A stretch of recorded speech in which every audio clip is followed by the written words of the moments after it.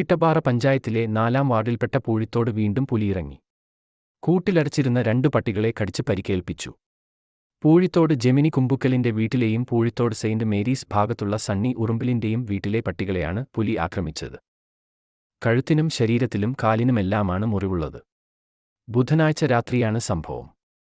Peruvannamuzhi deputy range officer ബൈജുനാഥിന്റെ നേതൃത്വത്തിലുള്ള സംഘം സ്ഥലം പരിശോധിച്ചു. പട്ടികളെ കടിച്ചതിൽ നിന്ന് പുലിയാണെന്നാണ് സംശയിക്കുന്നതെന്ന് വനംവകുപ്പ് അധികൃതർ പറഞ്ഞു.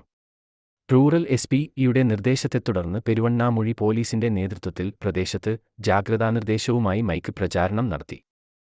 3 ആഴ്ച മുമ്പ് പൂഴിത്തോട് പനേക്കംകടവ് കൈപ്പംപ്ലാക്കൽ ജോയിയുടെ വീട്ടിലെ നായയെ കൂടുതകർത്ത് കൊന്നിരുന്നു. മേഖലയിൽ ഒട്ടേറെ തവണ പുലിയെ കണ്ടെന്ന് നാട്ടുകാർ അറിയിച്ചതിനെ തുടർന്ന് റബ്ബർത്തോട്ടത്തിൽ വനംവകുപ്പ് 2 നിരീക്ഷണ ക്യാമറ സ്ഥാപിച്ചിരുന്നു. എന്നാൽ ഇതിൽ ഇതുവരെ പുലിയുടെ ദൃശ്യം പതിഞ്ഞിട്ടില്ല. പുലിയുടെ ദൃശ്യം പതിഞ്ഞാൽ മാത്രമേ കൂട് സ്ഥാപിക്കാൻ കഴിയൂവെന്നാണ് വനംവകുപ്പ് അധികൃതർ അറിയിച്ചത്. വ്യാഴാഴ്ച രാത്രി 9ഓടെ പൂഴിത്തോട് കുരിശുപള്ളിക്ക് സമീപം നടന്നുപോവുകയായിരുന്ന പ്രദേശവാസി സണ്ണി മങ്ങാട്ടും പുലിയെ കണ്ടതായി പറയുന്നു. കൂടുതൽ വാർത്തകൾക്കായി ചാനൽ സബ്സ്ക്രൈബ് ചെയ്യൂ.